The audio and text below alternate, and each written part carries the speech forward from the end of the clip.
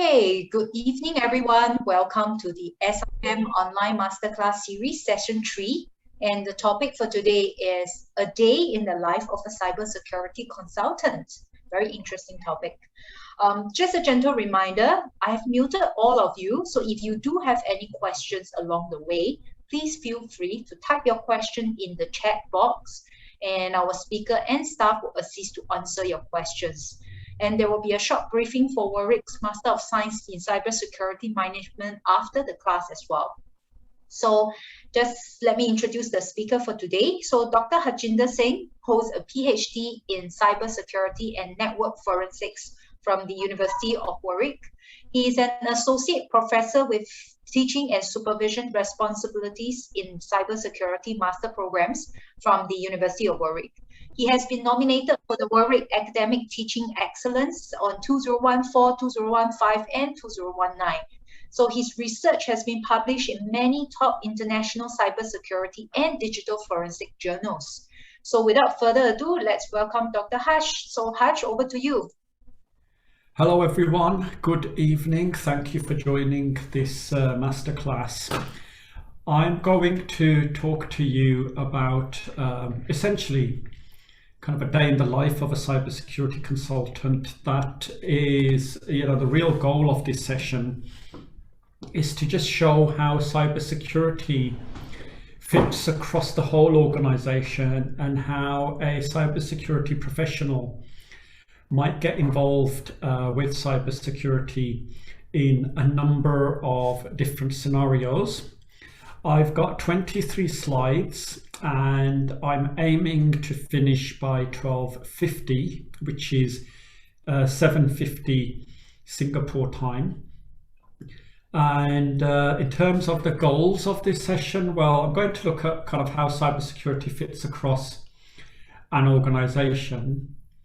I'm going to look at how it impacts if we have poor cybersecurity practices or almost non-existent cybersecurity practices in an organization, what the impact of that can be. We know now that drug cartels, once upon a time, the big drug cartels used to earn millions and millions of dollars running drugs, have now moved into cybercrime.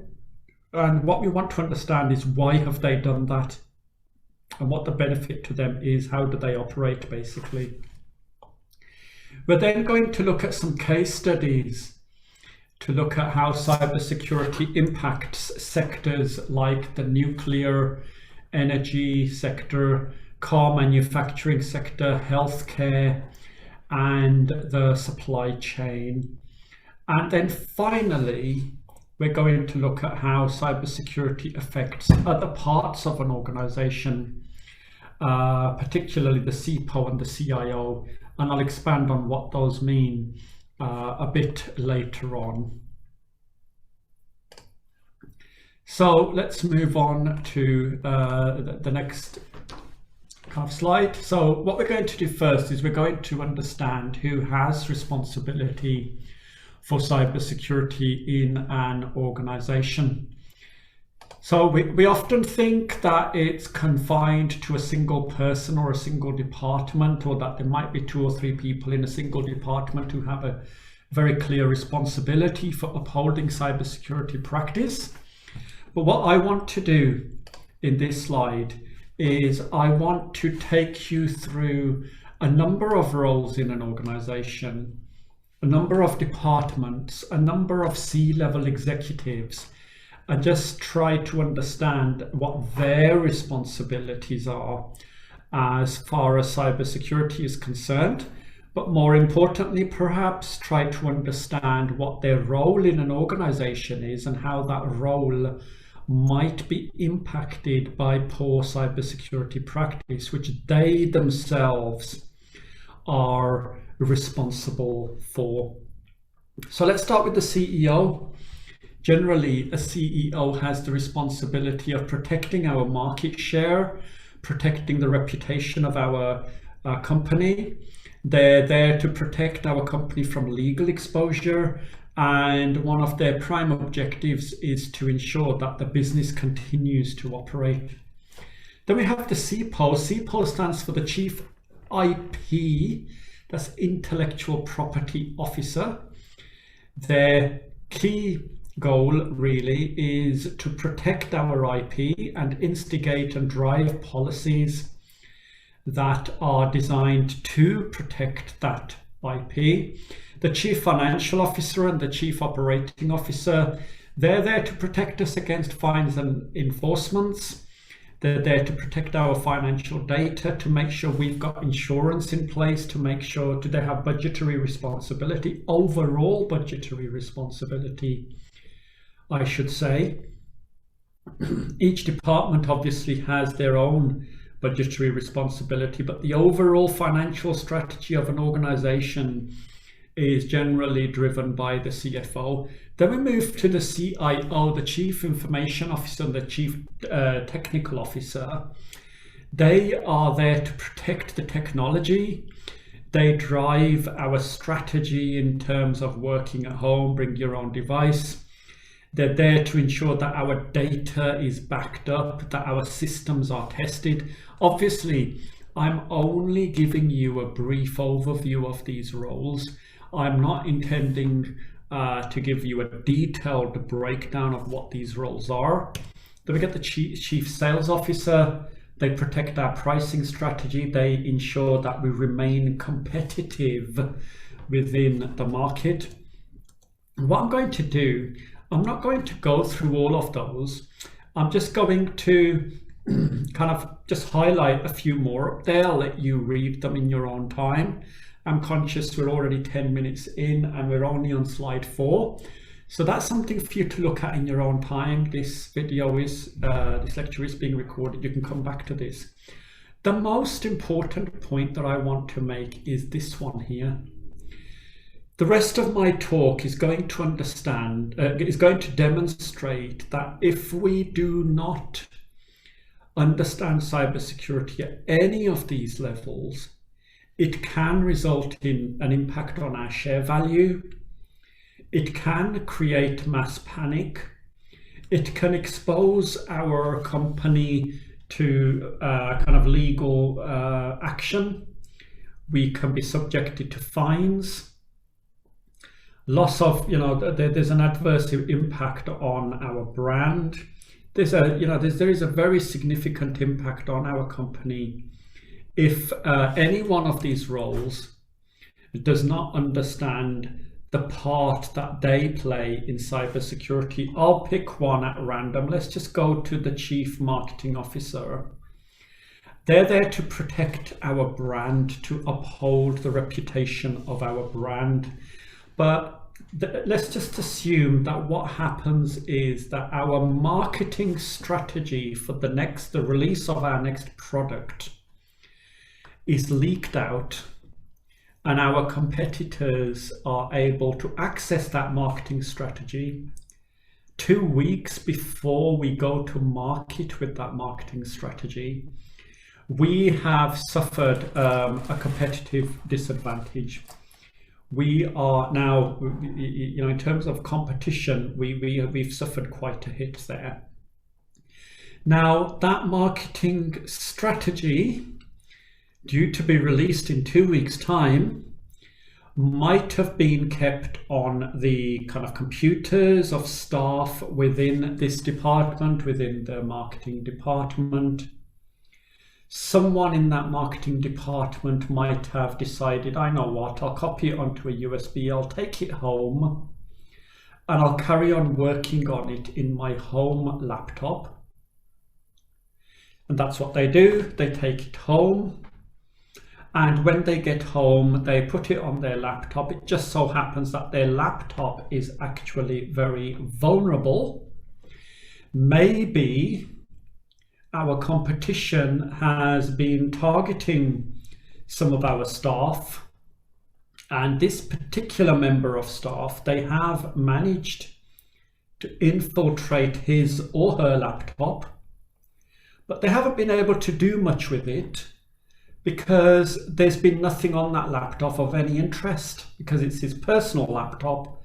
He's never brought work home. On this occasion, however, that member of staff has brought some work home because we are approaching a deadline.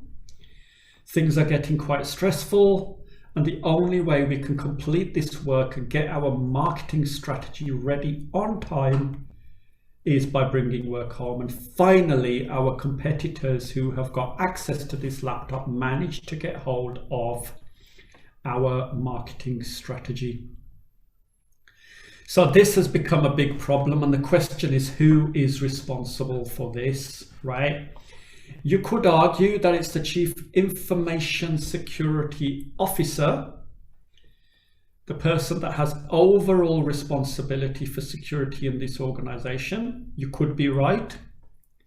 But you could also argue that the Chief Information Security Officer might already have given guidance to say, look, do not take work home, do not use USBs. But someone in this department ignored that advice, and we have now lost our competitive advantage. Okay, so there's an example where we've lost competitive advantage because of something that someone has done in the marketing department. They've taken the USB home. It's probably against our IT policy. They had to do it because we were coming across the deadline, and our competitor has stolen our data. Okay, so there's a lot that's just happened there. And I've tried to illustrate there with that one example how any one of these departments could end up, because of a cybersecurity breach caused by their department, could end up impacting our organization.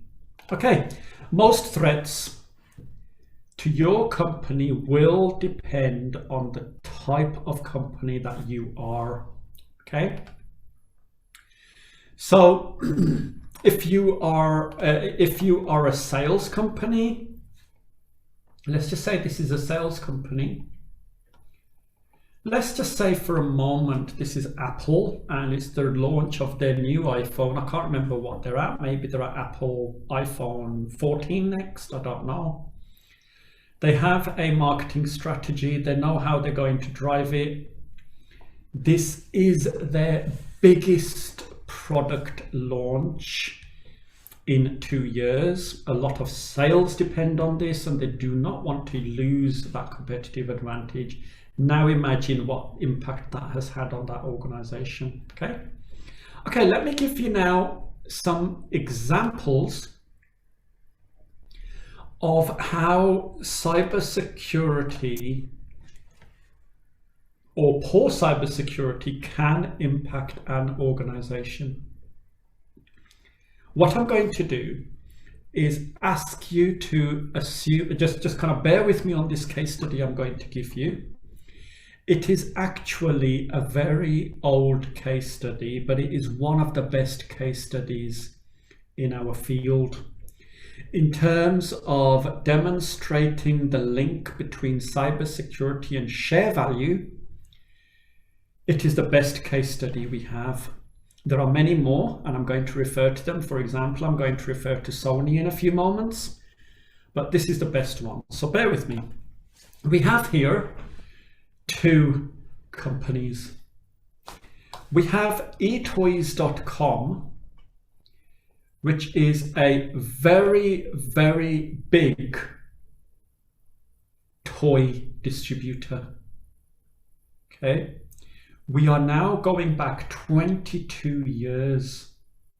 22 years. I reckon there's a few people in the room who might not even have been born then, right? But we're going back 22 years to a toy company that even that far ago, even that long ago, were trading online. etoys.com. The two names will get confusing. And in fact, that's one of the reasons why what I'm about to tell you happened, because the two names were getting confusing. The other company I'm going to talk to you is about etoy.com.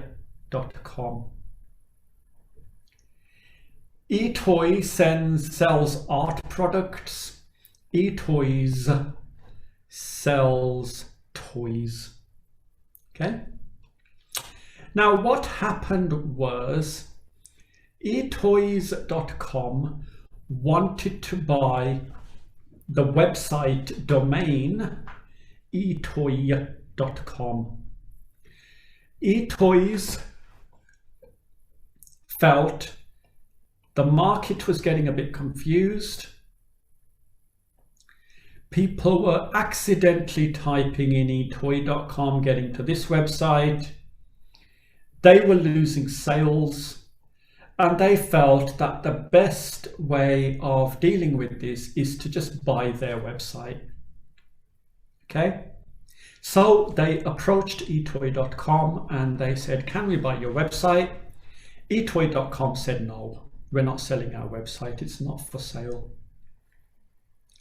eToys then became very aggressive. They started injunction proceedings. Okay, they went to the American court to get an injunction against eToy using their website domain. And they were successful in getting that injunction. At this very point in time, eToys had a share value of $67 per share. And I want you to kind of consider that contextually, because even in today's value, $67 per share is a brilliant share value. That is excellent. So they've got their injunction, and around the world, this is at a time where, you know, people were getting very concerned about the use of the internet. There were very few people who were even using it, but this kind of raised a lot of queries and questions about the way, you know, companies are going to exchange on the internet, the way they're going to conduct themselves on the internet. And what we ended up with is an international protest. As far as the hacktivists were concerned, now that's an interesting term. That term hacktivist was formed around about this time. A hacktivist is an activist who uses cyber means, often now we would consider them to be illegal means, to kind of arrive at, to kind of protest. So a lot of people believe that the term hacktivist was founded on the back of this campaign. So a group of hacktivists started a campaign. And this is what they started to do. Let me give you an example of one of the campaigns they launched. They conducted a denial of service attack on the eToys website. At that time, 21 years ago, you could just literally just keep logging on to a website, just sending a URL request, HTTP request, connecting, and if you launched enough of them, the website would crash. There'd be too many requests. It would slow down, eventually it would crash. etoys.com responded. They put in more servers, they increased the bandwidth, they increased the memory, and a few hacktivists around the world launching continual, we call it a virtual sit-in, that's what they called it. A virtual sit-in. Few hacktivists around the world kind of continually typing in etoys.com, pressing return, launching multiple browsers, suddenly had no impact whatsoever. So now they did something else. What they did was they created a piece of software, and they asked people around the world to run this software on their computer in support of etoy.com. What this software did was, in the background, we're probably talking Windows 3.1 or Windows 95, I can't remember what it was in those days. Couldn't have been 95, it might have been Windows Millennium, but nevertheless, this software just made continual URL requests. So now what we have are thousands, possibly tens of thousands of people around the world conducting this denial of service attack. It now becomes a distributed denial of service attack. I'm not going to go through the full details of this case study. I just want to fast forward you up to this point at the bottom. Okay, by the time this campaign gained ground, the value of the eToys share was around $1 per share. So we went from $67 per share down to $1 per share. We have had many more examples of how poor cybersecurity has resulted in share drop. 2011, 100 million Sony customer details were hacked, and the Sony share price dropped by 4.5%. We've had a company, TravelX, which fell into administration. So I'm just bringing you, not right up to date, but I'm bringing you up to last year, 2020, where TravelX, an international company, went bust, and they cited a cyber attack that took place in December 2019 as one of the reasons why it went into administration. I'm not going to give you a list of examples. We have many, many more, but needless to say, this has become absolutely critical for organizations. Cybersecurity, or good cybersecurity practice, is very important. Let's move on. Let's have a look at, well, why have cybercrime, how have drug cartels moved into cybercrime?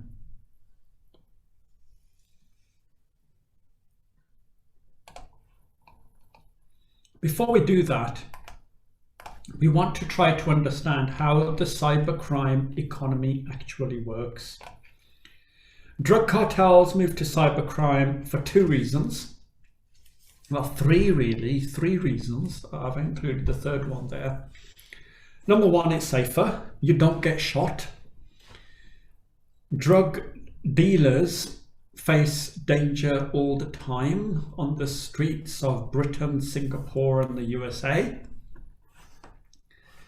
The drug lords face danger because drug cartels are after each other all the time. Cybercrime is much safer.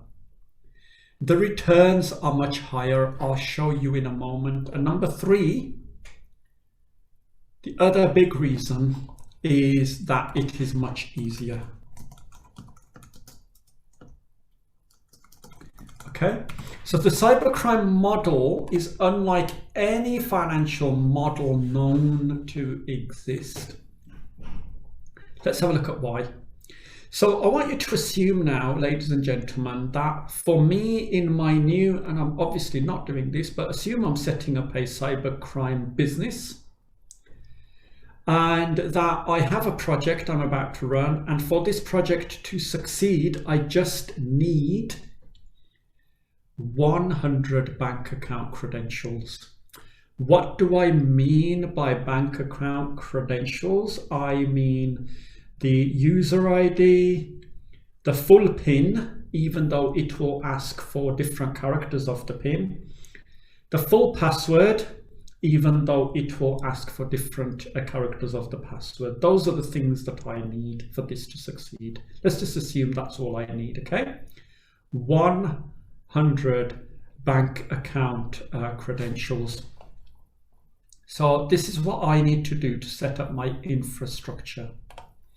I need to set up some bank accounts which can receive money. Bank accounts to which money can be transferred. To be safe and to distribute my risk, I'm going to set these up around the world. Maybe a couple in Switzerland, maybe a couple in India, 4 or 5 here in the UK, 1 in Singapore. Let's just set them up around the world. I now need 1 million email addresses. They're easy to get. There's two ways I could do it. There's probably more, but just let's have a look at two methods. One is that I could actually write my own software or use a tool that can harvest these email addresses for me. And the other and more convenient way to do it is to just buy them on the dark web. There are people on the dark web who are selling these. Okay, I can buy them much easier, much quicker, and much more reliable. I now need to set up a fake banking website, and maybe I will do this for 4 or 5 different banks: NatWest, Santander, Barclays, Lloyds, HSBC, maybe a few of these. I just need to set up a fake banking website. Two ways I can do that. Number one, there are tools that will allow me to clone a website. And the other option is I hire a web designer. And you'll find that these cybercrime organizations, they have their own web designers. Okay. Next, I send an email to each of those email addresses that I've just had, those 1 million email addresses. And I say to them that they urgently need to change their bank account credentials because we have been hacked. Okay. So maybe I send it that, dear NatWest customer, we have been hacked. You must log on urgently and change your credentials to protect your bank account. Please click this link. That emotionally will cause a bit of panic, and a lot of those NatWest customers amongst those million email addresses will actually go ahead and do that.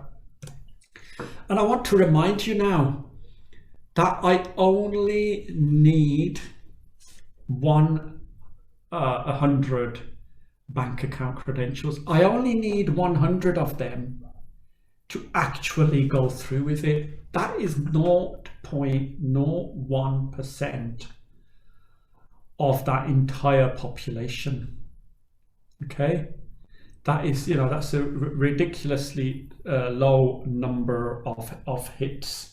There is no other business model where that kind of uptake can give you such high rewards.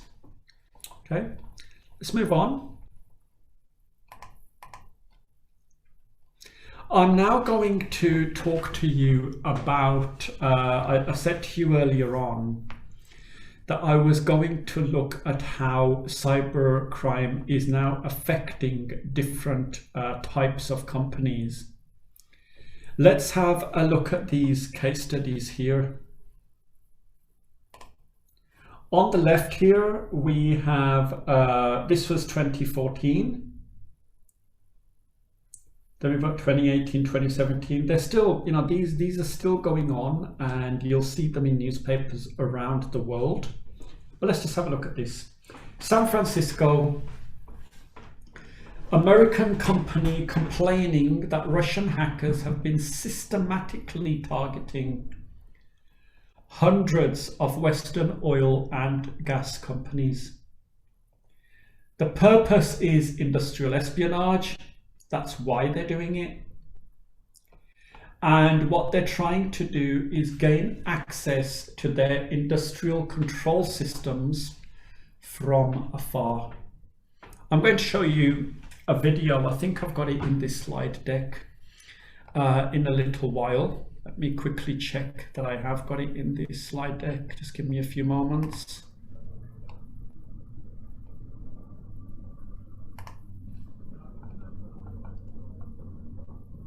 Yes, I have. So I'm going to show you a video of how, this isn't fiction, right?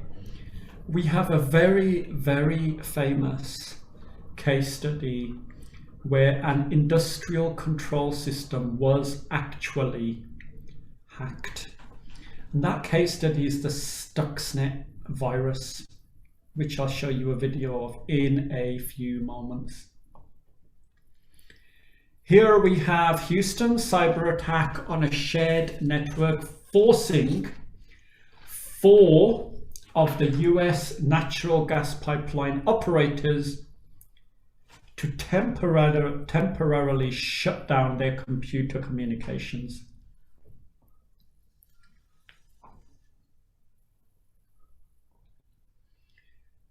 This case study here is very well known. In fact, I used this in one of my PhD case studies when I was doing my PhD.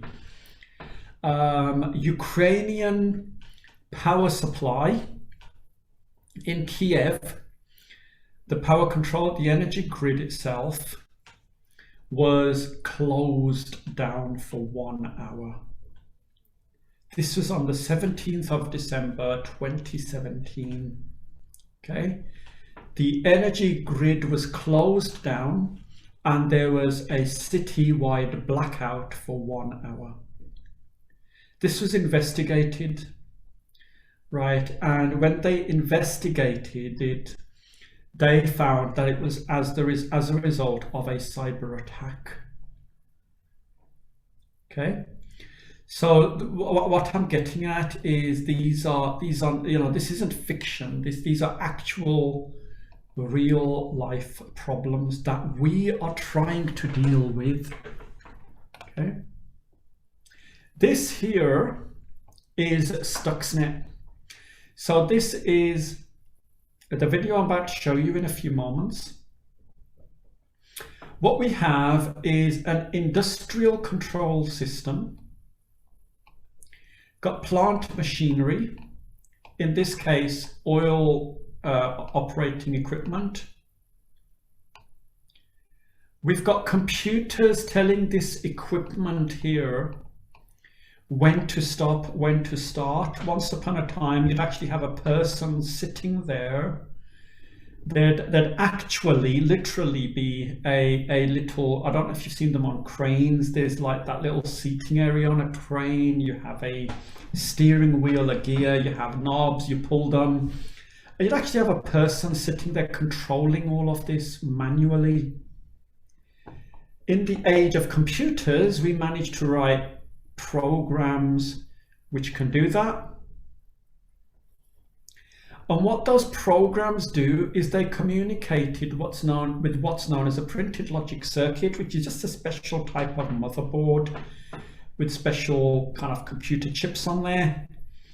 And that controls that device. So this computer is sending signals there, that's sending signals there. What we find is that these computer systems are actually very old. This system cost an absolute fortune to set up in the first place a long time ago. It cost a lot of money, right? Companies do not replace these every 2 years. You know, sometimes they sit there for years and years and years. They're still working. There's no reason why we should be kind of changing it, and we're happy with the way it's operating. But what's happened over time is here, for example, in our production network, we've introduced wireless networks. Okay. At some point we decided, wouldn't it be a good idea if in our production network we had a Wi-Fi? Quite simply, yeah. You and I know it's a good idea. We take it for granted. But this factory system, this production system never had a Wi-Fi. Once upon a time, they thought it would be a good idea and they introduced it. When they introduced it, they did not do any form of vulnerability testing. They did not check to see if the introduction of a Wi-Fi into this network would create or expose any vulnerabilities. They didn't do that. Then one day they decided, I know what, wouldn't it be wonderful if we could control this workstation remotely using a phone, a mobile phone app? And again, you and I take this for granted, right? We do it all the time. We're doing it at home, aren't we? My son was really keen to get this light bulb. I just couldn't understand it myself, but it turns out that this light bulb can be controlled by a phone. He can turn an alarm on, he can change colors, and he even said it's really good for security because when we go out, I can just program it on my phone, and at 6 o'clock in the evening or at 9 o'clock in the evening, the light will just come on and people will think someone's at home. Wow, what a wonderful little contraption. We take it for granted, but here it was a big deal. But again, no one thought, hold on, before we introduce this, we need to do a full vulnerability test to see if that introduces any vulnerabilities to this network. I'm getting really conscious of time, so I won't go through the rest of this because there's a lot more I can talk about here. Right, probably spent easily half an hour just going through this network here. I'm keen to move on to the video, okay? So I'm going to play this video now. I hope it works. It should work and you should all hear it. Someone tell me in the chat. Let me go to the chat. I'm in the chat now. So someone tell me if it doesn't work. Okay, so I'm about to press play. Just bear with me. Let me turn on the pointer.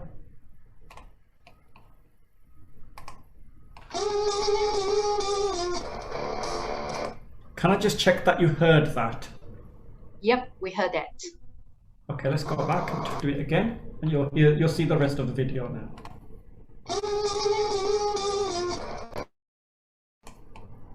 Sorry, that was my fault.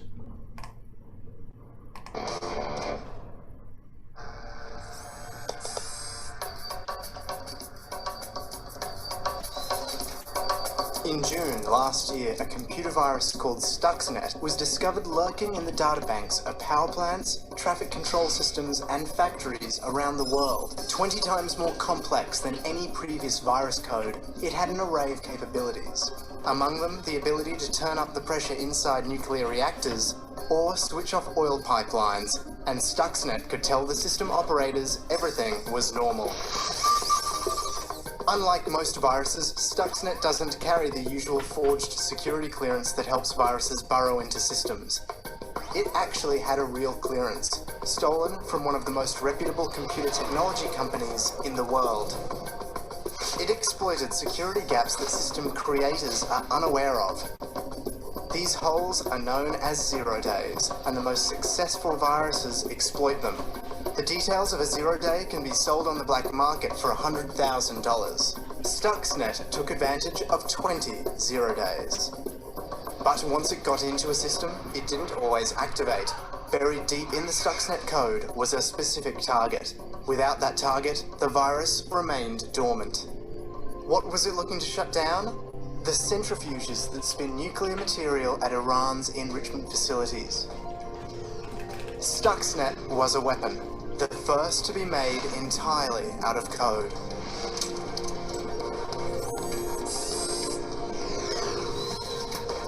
The Washington-based Institute for Science and International Security says the virus may have shut down 1,000 centrifuges at Natanz, Iran's main enrichment facility, last year.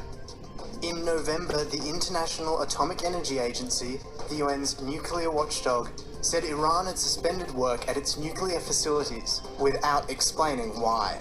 Many observers credited Stuxnet. Last month, the Iranian government conceded the virus's infection of the Bashir nuclear facility, still under construction, meant that switching the plant on could lead to a national electricity blackout. Iran has responded to the attack with an open call for hackers to join the Iranian Revolutionary Guard and has reportedly amassed the second largest online army in the world. So who was behind Stuxnet? There's no evidence beyond rumor. Some have it that Israel is responsible because the virus code apparently contains references to the Hebrew Bible. Others believe the US was involved in the testing and development. The finger has even been pointed at Siemens mobile phone company, whose software is used by the Iranian regime. The most important question may not be who designed it, but who will redesign it. The evolution has been so fast that 9 months after its detection, the first virus that could crash power grids or destroy oil pipelines is available online for anyone to download and tinker with. You can watch people on YouTube pulling Stuxnet apart. It's an open source weapon. and there's no way of knowing who will use it or what they will use it for.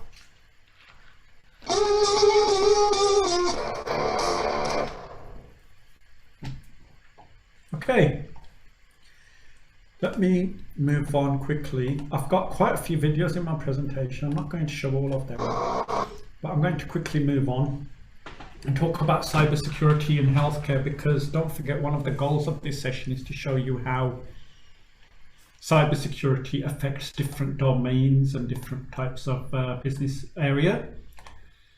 What we have here is between 2009 and 2019 in the UK. This is outlining the number of data breaches which affected 500 or more records. So let me just explain that for a moment. So every time there's a single breach of more than 500 records, not a breach of one record, a breach of more than 500 records, 500 or more, then we count that as one. And what we're seeing here is that between 2009 and in that 10 years, we've gone from 18. There was clearly a big jump from there. I think that was because of mandatory reporting. I think that's when the reporting kicked in. And although in 2010, the mandatory reporting kicked in, some of the reporting that we received was for 2009. Therefore, we have a few there. And then we have this steady growth. 2019 is interesting because in 2019, as you know, there were countries around the world that were going into lockdown. And I do not know what the 2020 data will look like, but I have a feeling it's going to have shot up, simply because a lot of healthcare professionals are working at home. Our security systems at home are much more ineffective and they're more vulnerable. So that's what we have there. We're seeing an increase in the use of this type of device. 1 in 4 medical devices is either connected to another medical device or just to a network. Okay, these are IoT devices, Internet of Medical Things.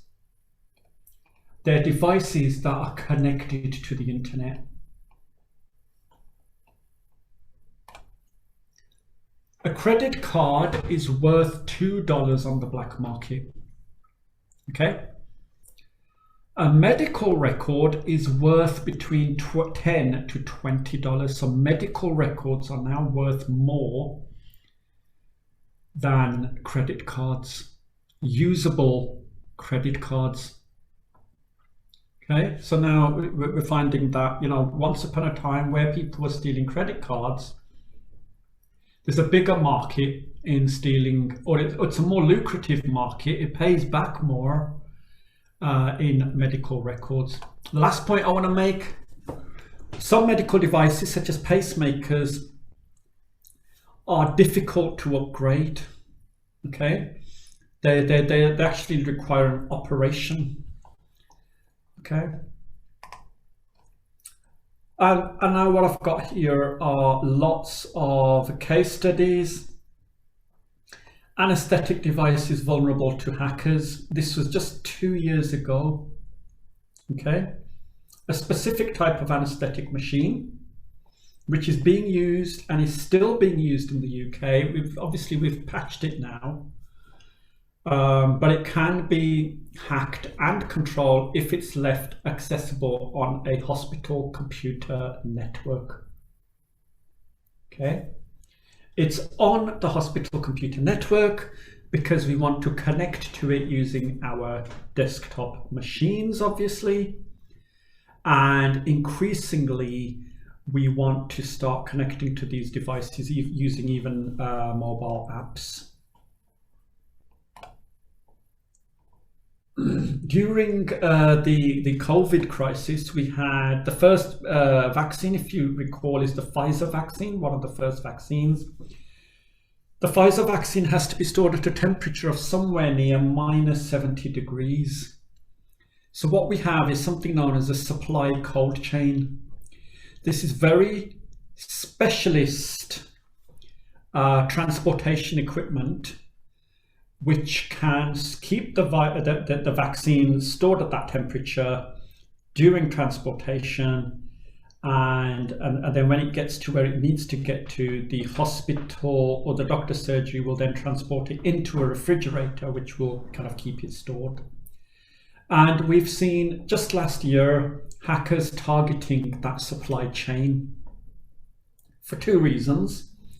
They want to cause disruption, right? Which are the countries that are doing much better economically right now? Well, it's those that have a lot of their population vaccinated. And if a country could disrupt the vaccination program of another country, then obviously they're getting competitive advantage. There are motives for needing to do this kind of thing. And then early on, don't forget, in December, and gosh, how quickly that year has gone past, just 10 months ago, if you could have told someone that, look, I have ready supplies of this vaccine, people would be queuing up and possibly paying a lot of money to get vaccinated, especially in countries that do not have an active vaccination program. So there's lots of mileage in wanting to do this kind of thing. I'm going to skip the next slide.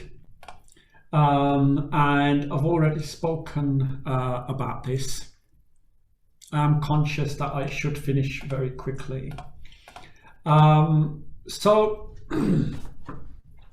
the Chief Information Officer, the company, we've now got laws around the world where companies have to disclose serious incidents. And what we're finding is that there's more and more money being spent on compliance because the failure to comply is causing, in some cases, bankruptcy. In other cases, it's costing a crippling fine. Here's an example. British Airways was fined £20 million over a data breach. In the end, they paid a lot less.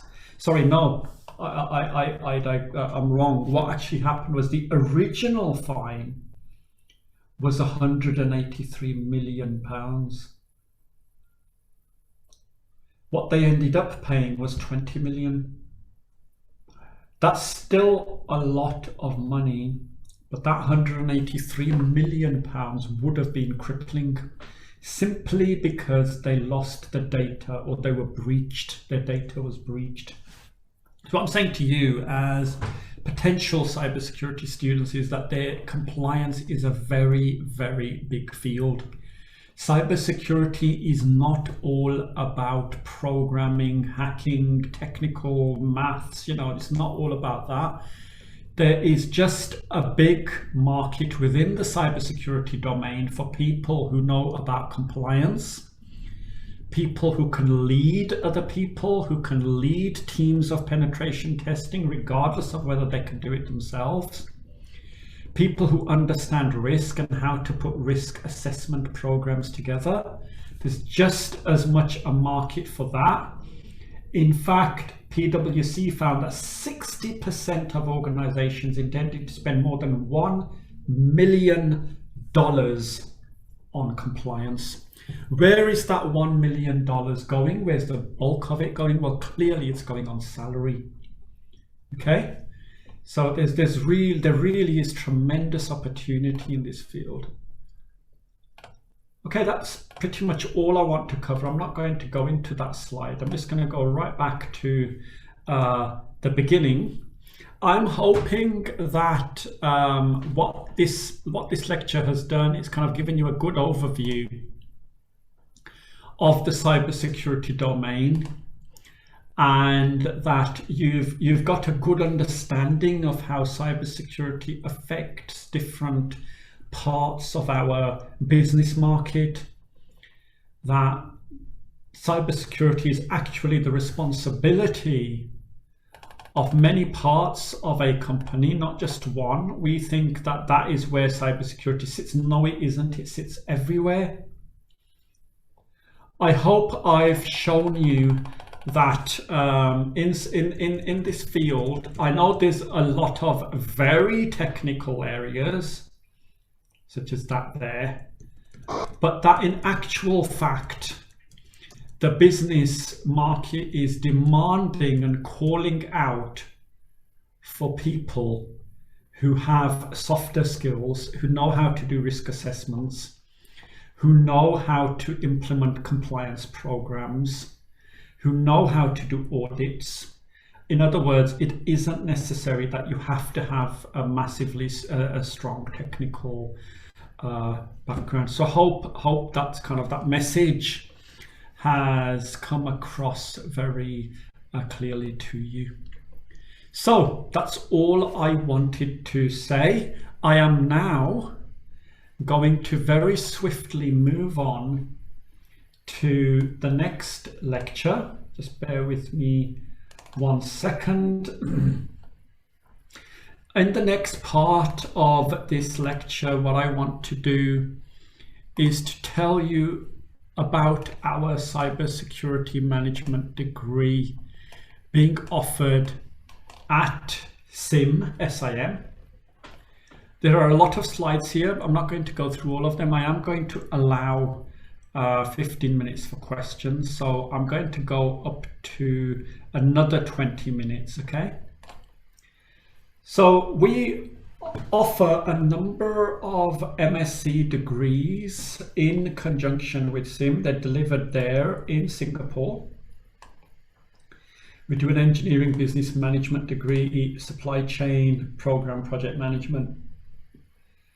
And most recently, we've launched our cybersecurity management degree. So the way this works is that we fly in tutors from the UK to deliver the modules. So you are taught by our tutors, our University of Warwick UK tutors. They are there for 1 week delivering the module. We also bring in guest lecturers, and one of the most important kind of foundational elements of our degree is that it is academically rigorous, but the industrial relevance is not compromised. So you've just seen in that lecture that I've done the number of industrial examples that I have given you. Yeah, the way I can just bring every subject into kind of its industrial relevance, and I can bring that relevance close to you. This is how we deliver all our modules. We are going to relaunch our degree. There's going to be a few changes. It's not open for applications yet, but we're planning to launch the first intake for July 2022 for part-time students, and then October 2022 for October 2022 for full-time students. Now is the time to start planning for that. Okay, now is the time to start planning, because you might need to get your employer involved, you might need to get time off, you might need to start planning finances, you might need to, there's a lot of planning you have to do. Okay, so now's the time to start planning, to start thinking about this. Okay, we, University of Warwick, this has actually changed. So we are now 57 in the QS World Rankings. That's the QS World University Rankings 2022. And we are number 6 in the UK league table. So we're climbing up on all the rankings. But the important message here really is that we are a very, very reputable university. We do not compromise on quality. We are absolutely embedded within industrial practice, or both ways. Industrial practice is embedded within our research and the teaching. We've got curriculum. Our curriculum is delivered by practitioners, so we've got people who are working in the industry all the time. We've got superb connections with industry. In fact, our students have gone on to some of the world's biggest firms, the top 100 global firms. And it is actually quite remarkable how we can draw on our students, our alumni, and bring them into our program. They're always keen to contribute back to the program.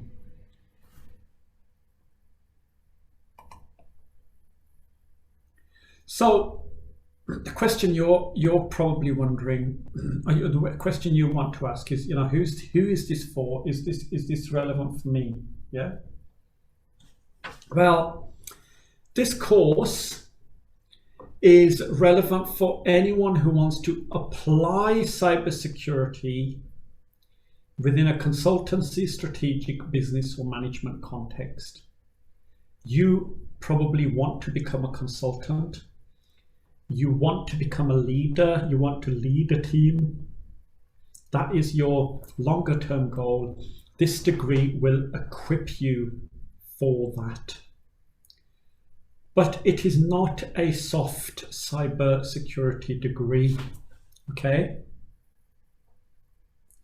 There is a lot of technical insight into the security of digital systems and devices. I've already given you some examples. Over the course, we will look at examples like that in much more technical depth. We are very keen to understand how cyber threats develop.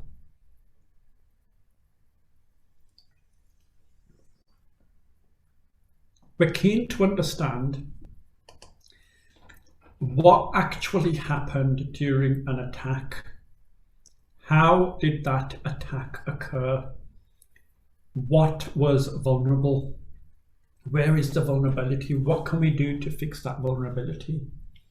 So we do want to develop an excellent technical understanding of how an incident has developed. And we do look at a lot of the key technologies. These are the kind of jobs that our students have gone into, and these are some of the UK companies they've gone into. Our students have become technical consultants. These are actual job titles, okay? There's so many of them. I mean, there's probably 400, maybe more students now that have been through the program. So this is obviously not an exhaustive list, but what you can see is a mix of technical roles with more kind of managerial consultancy roles. Okay, they've gone into both those and into those, and you're kind of wondering, well, how does this program deal with both? Well, we have students who come in with a very technical background. Maybe they've done computer science or they've done maths, and they understand the technical side very well. But it's actually the consultancy, the managerial that's the skill that they want to develop. And then we've got people coming in with, I'll call it a slightly softer degree, maybe information systems, which didn't have much programming. There wasn't much maths in there at all. And they're coming in because they're okay with this part, but it's really, they want to become more familiar with the technical content. Okay, so it caters for both groups of students. Some of the companies, I mean, the list honestly is endless. You name the top 100 companies in the world and our students are probably there. We've got students in Facebook, in Google. We've got one student working for the United Nations. The last time I counted, we had 6 students working for 6 different governments around the world. Sorry, we've got students working for 6 different governments around the world. In 1 or 2 cases, we've got more than 1 student working for that government. We have got students working for the secret services.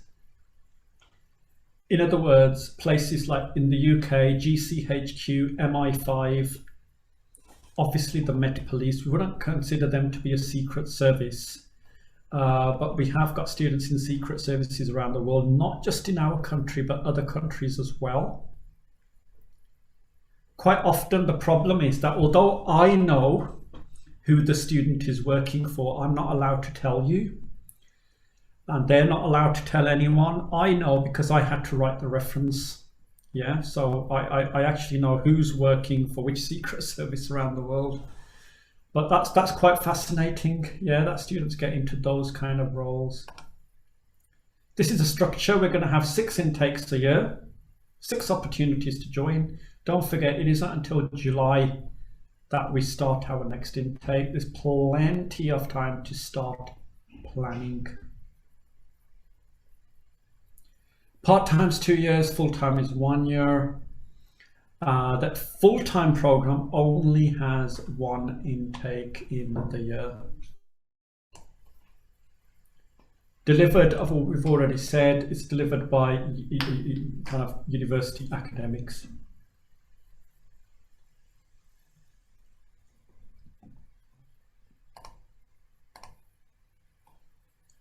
In terms of teaching style, well, there's a combination of teaching styles. Typical kind of lectures, normally very interactive, team working, lots of case studies. I should add there that there is a lot of practical work involved in many modules, so you can expect to actually be sitting down in front of a laptop doing things, yeah, whether that is testing system vulnerabilities, whether that is building a crypto system, whether that is doing a forensic investigation of a dashcam system. There is a lot of practical work on the degree.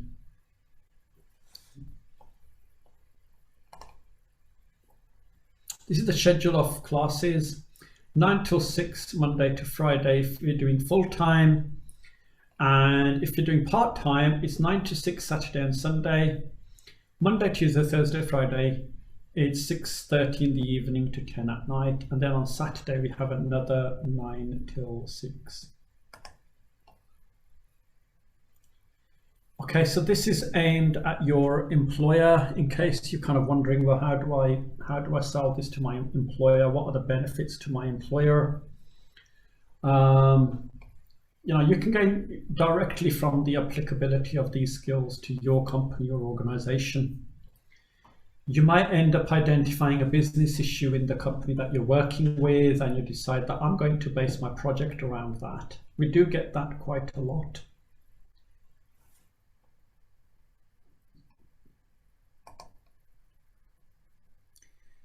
How do you see these benefits? We combine academic excellence with industrial experience. We've developed a course with industry to address their needs.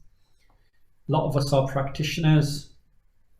The projects are often very practical. The assignments, the coursework is very practical. So here are the requirements to enter the degree. So if you want to go part-time, you need to have a bachelor's degree, 2nd class honors. Or you could have 3rd class honors, but have 2 years at least of relevant work experience. You could be a mature candidate, at least 30 years old, and you've got SIMS, a kind of advanced diploma, and you've got 8 years of relevant work experience.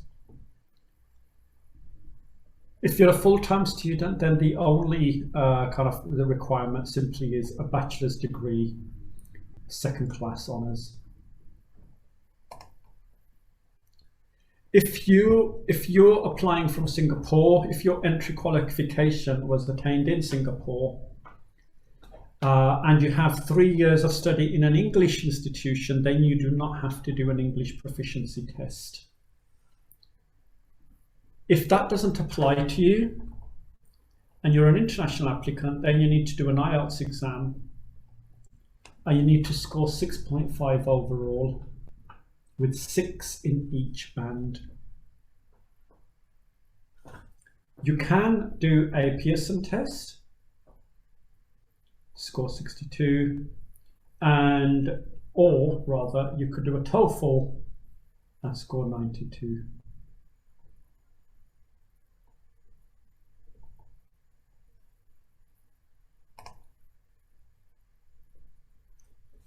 Our graduation ceremony has just taken place recently in SIM. That was on the 9th of September. 54% of our graduates attained a distinction and or a merit. We've got students all over the world. The list of countries is quite remarkable, to be honest with you. So we've actually got students from Singapore here in the UK on the course. We've had a few. Whenever I come back to Singapore, I always arrange to meet them. It's really nice to be able to meet with some of our alumni, both the students that have studied in the UK, as well as in my next visit, I'll meet some of the students that studied the degree in Singapore. Here are 3 alumni. Got Rebecca. She's been able to use the knowledge from the course to directly benefit her clients. Dheeraj gained an in-depth knowledge of the technical aspects of the course, while exposure to real-world situations showed me how to apply the theory in actual business situations. Uge, everything was focused on how to apply in real business situations. You get this a lot, over and over and over. Direct benefit to my clients, actual business situations, real business situations. This is quite common.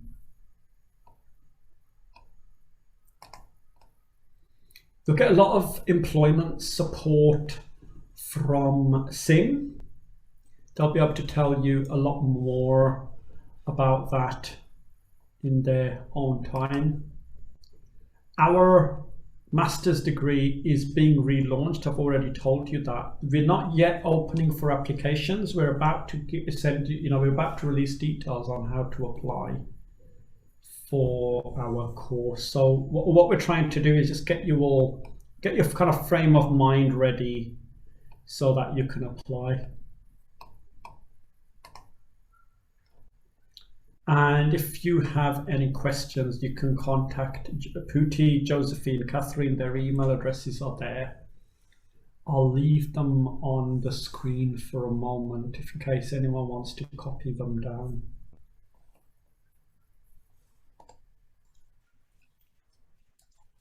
Thank you, Dr. Harsh. Thank you. Yeah, that's a great session, and I actually do have some questions over here, which we hope that you can answer them. Yeah. Okay. So one of the questions mentioned that what is the best way to swiftly recover from the damage caused by the data breach dealt by cyber hackers during the COVID-19 pandemics? So things like ways to recover once we reach pre-pandemic level, since I believe it was earlier mentioned during the discussion that working from home is considered to be not an effective way in dealing with cybersecurity issues. Yeah. So we've actually published an article, a paper on this, and in our paper we do discuss this in a lot of detail. The best way to recover, quite frankly, is obviously having sound backup systems available in the first place are important. But I think the problem we found when we went into the pandemic was that we had absolutely no option. We had to move from secure systems, relying on these very secure systems and networks in our office, to relying on people's own personal laptops, which were managed by themselves. They weren't managed by our IT team. And quite frankly, let's face it, people don't know what they should be doing on their laptop, how it should be configured. They're often, with poor antivirus systems, if they even had one installed. And so we're now obviously moving back.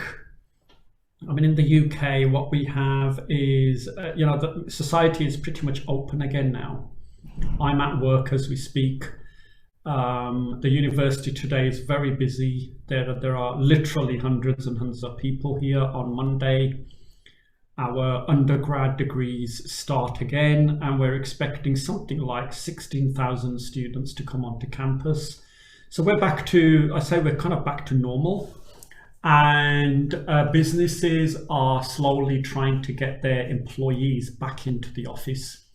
So hopefully we're going to see another shift in our cybersecurity posture as an organizer, as a country.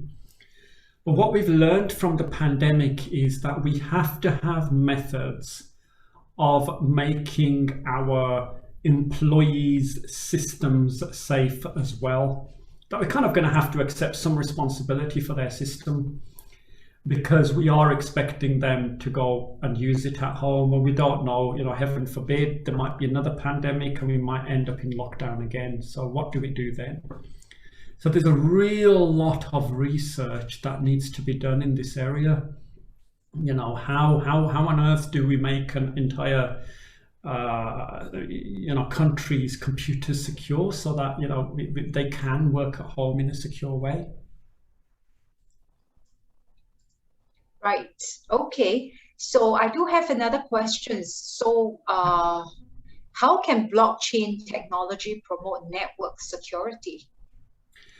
Okay, I mean, the problem is, answering that question, I have to explain what blockchain technology is. And we've actually got 3 lectures on the degree on what blockchain technology is. So blockchain is a very secure, method which uses encryption to legitimize transactions. And it is so secure that to kind of break the blockchain itself, would require a kind of processing power that we cannot even remotely apply right now. Even the most powerful states in the world with their supercomputers cannot apply the level of processing power we need to infiltrate these blockchains, these encrypted chains of communication. So what we have effectively is a very, very, very strong encryption mechanism which we can use and rely upon to conduct our transactions. But what I won't do now is to kind of explain the whole fundamental premise of blockchain technology. We do cover that in our crypto systems module. In fact, last year we had a specialist from Deloitte whose work is he's the blockchain consultant. And he goes out on behalf of Deloitte to explain to customers how they can leverage blockchain technology to achieve their corporate objectives. Okay, right. So another question comes with, what are the network security problems caused by 5G network? Okay, the thing with 5G is that it's actually, it's actually much more secure than 4G. I don't know enough about 5G and its underlying technology. And I'll be quite honest, we don't cover it much on the degree, because this is something, if you were doing a network security degree, then there'd probably be some focus on 5G networks and 4G networks, and the kind of security of physical control systems on transmission medium, transmission systems. we don't cover that much on this degree at all. If it's that level of technical kind of academic syllabus you want to approach, then maybe what you should be looking for is a network security, or actually just a basic computer networks master's degree. Right, I understand on that. So, okay, any other questions that you guys have?